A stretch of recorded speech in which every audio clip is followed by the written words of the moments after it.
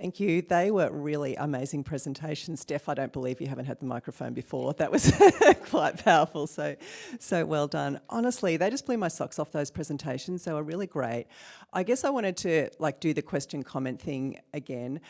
Some of you at the table will know that and James, I really liked your bit about government and how we need to be positioning ourselves and basically being brave. And I think that will resonate with a lot of us bureaucrats in the room, if I can speak on behalf of my government colleagues here. You will be aware that many of us government colleagues who are here today are actually advocates within our organisations and within government, and we do that in different ways. But it's important to make that clear. We're not all just cardboard cutouts in this space. We're real. We have agency, and we use that in different ways. But I think it's good to characterise it like that, and I really thought it was fantastic. I guess what I wanted to say on that front, so in relation to that, it then relates a bit to James Watson's talk, and James and I have talked about some of this stuff before.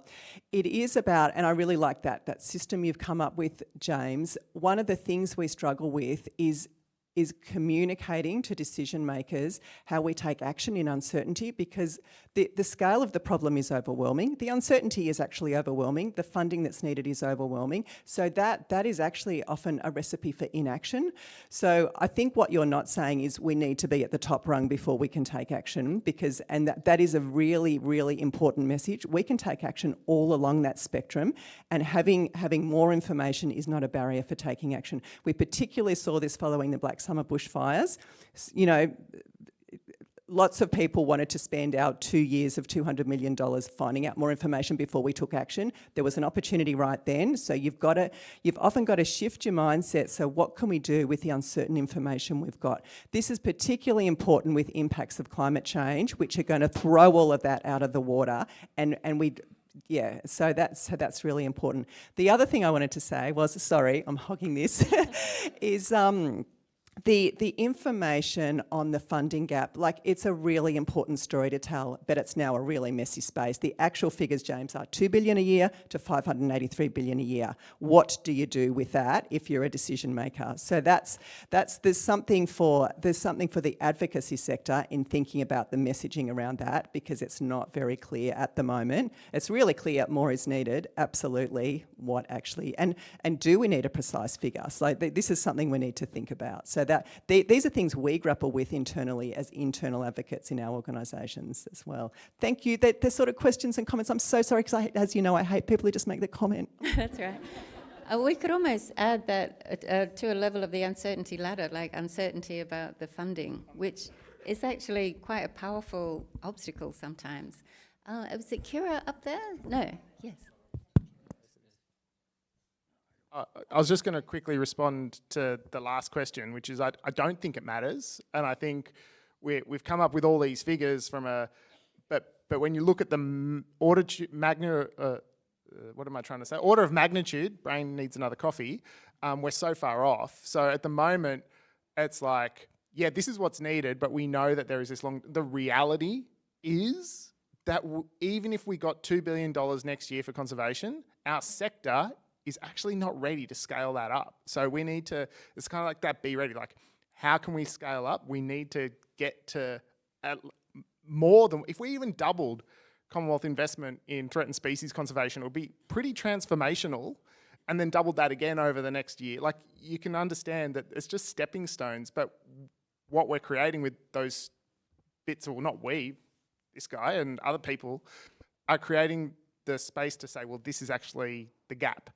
And it's huge, and I don't think it matters whether it's 2 or 15. It's actually the fact that we're spending 6 cents of every $100 from taxpayer money on biodiversity conservation at the moment. That's the story, and I think that needs to dramatically change. Thanks, James. Could I suggest we take 2 questions in a row just to keep things tight? Up here, and then Bruce, and then we'll go back to our panel.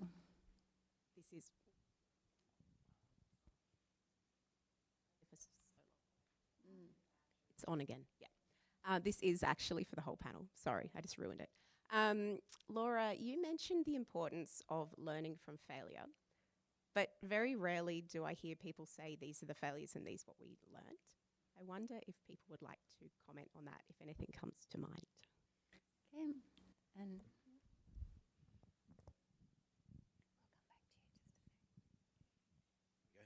Yes, Steph, thanks for a great presentation and just outlining the number of ranges. I wondered if you could give us some advice around advocacy around the next multi-generational model and what might need to be done in the youth space around the ranges and the development of those, the next generation. Good. I might comment back to Chantel. So the things I was particularly thinking about when it comes to not quite celebrating failure, but talking about it, but also celebrating successes is that often we're doing similar things across even our jurisdiction, but across many jurisdictions, and we're having the same experience at the same time.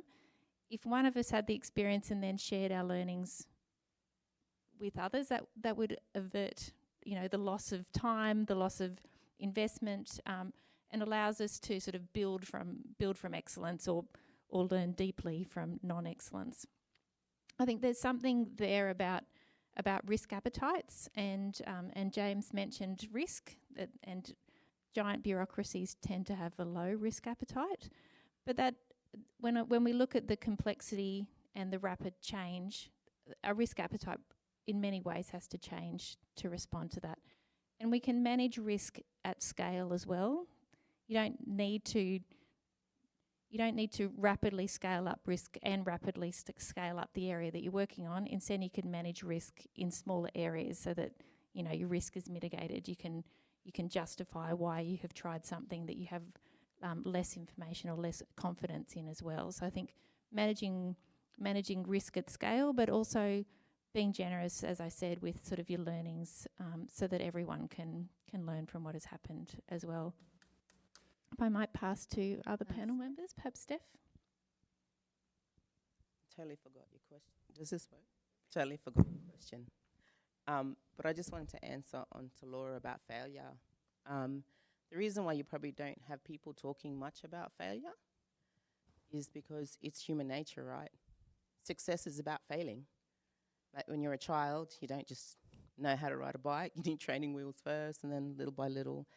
So, and like Laura said, sharing the successes and how we failed is not a negative thing. It's actually a positive, because then it makes us human. It makes us people again to be able to say we're not perfect. And you and your multi-generational question? Just to, I think, talk about the work about, Aboriginal Islander people at leadership, what's happening in the youth space, and how you're empowering the young people to make sure that their language and knowledge is actually going to be strong for the next generations in the next 100 years. Yeah, so it is really, really important for everyone to understand that as Aboriginal and Torres Strait Islander people, our literacy and numeracy probably isn't strong, right? So, a lot of us don't have good schooling.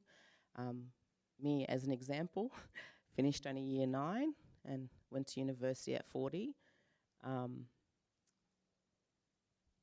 But with the rangers that I work with, they are scientists. I don't know how else to explain it. I've watched one of my rangers who is young, 22, can barely write his name, yet he can fly a drone and do an AI app, and he can tell you exactly what's wrong with country through that app. So with training of rangers, it's not just about getting out there and caring for country. We need to inspire our rangers to be botanists, to be scientists, to be advocates, to be in government positions, pushing policy to help our people back in community. So with the rangers that we got, we have a saying, think outside the box. At Dhimurru, so every ranger has a portfolio in Dhimurru. Some are fire starters, some are drone operators. I have female shooters, machine operators. We think outside the box because ranger work is every work. So for the junior rangers that are coming through Dhimurru, I want them to see that they can potentially be you one day. It just doesn't end with rangers. We can be in a space like this, and we deserve to be in a space like this. Thank you, Steph. I'm afraid we're going to have to wrap up there. So I'd like to thank our multi-species panel.